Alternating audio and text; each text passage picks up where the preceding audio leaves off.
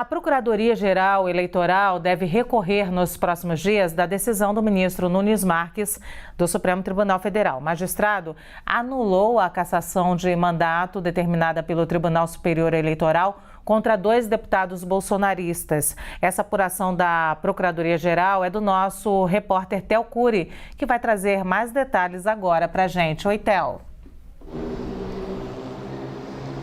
Oi, Luciana, boa tarde para você, uma ótima tarde para quem nos acompanha. Então, vem sendo elaborado pela equipe da Procuradoria-Geral Eleitoral um recurso que vai ser apresentado ao Supremo Tribunal Federal. Um recurso contra a decisão de ontem do ministro do Supremo Tribunal Federal, Nunes Marques. Nunes Marques tomou 2 decisões. Nelas, ele suspende decisões do plenário do Tribunal Superior Eleitoral, que, por unanimidade em um caso e por 6 votos a 1 em outro caso, cassou o mandato de 2 parlamentares, um deputado estadual e um deputado federal.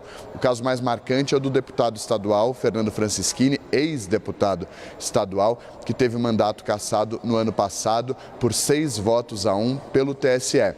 O TSE, então, cassou o mandato dele e declarou a inelegibilidade dele por 8 anos. Tudo isso porque ele divulgou notícias falsas por meio das redes sociais dele contra o sistema eleitoral brasileiro. Ele fez uma transmissão ao vivo nas eleições de 2018, dizendo que as urnas estavam fraudadas contra o presidente Jair Bolsonaro. Ele não apresentou nenhum tipo de prova e o plenário do TSE, então, determinou a cassação do mandato dele. Foi uma decisão considerada histórica, um marco na Justiça Eleitoral e que, inclusive, serviu de base para uma fala do ministro Alexandre de Moraes nessa semana. Alexandre de Moraes, que vai ser presidente do TSE nas eleições desse ano, porque firmou-se um precedente, ou seja, uma decisão que vai servir de base para outras futuras decisões, eventuais decisões sobre a Justiça Eleitoral. Alexandre de Moraes disse nessa semana que os candidatos que divulgarem notícias falsas, que espalharem fake news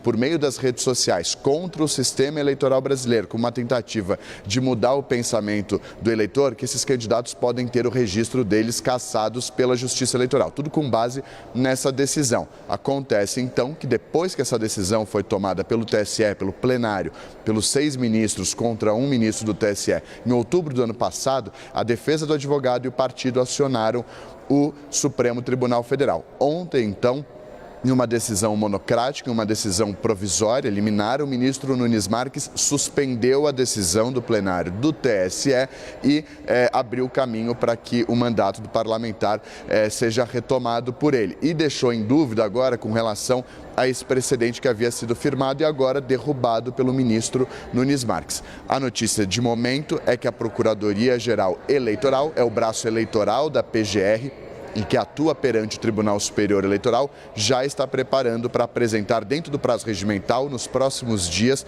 um recurso contra a decisão do ministro Nunes Marques. Importante a gente prestar atenção, que assim que um recurso, de quem quer que seja de um partido político, seja do próprio Ministério Público Eleitoral, assim que ele for apresentado ao Supremo Tribunal Federal, cabe ao presidente da segunda turma, que é o ministro Nunes Marques, liberar esse recurso para o julgamento. E aí não vai acontecer no plenário entre todos os 11 ministros do Supremo, não.